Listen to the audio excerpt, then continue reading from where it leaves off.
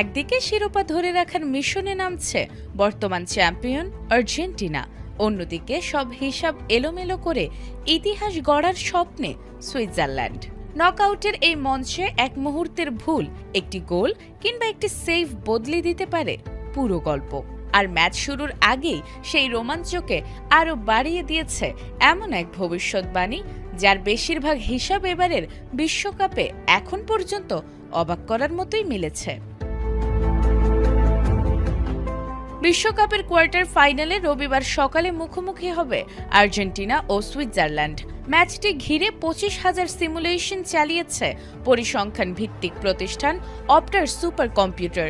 সেই বিশ্লেষণেই উঠে এসেছে দুই দলের জয় পরাজয়ের সম্ভাবনা।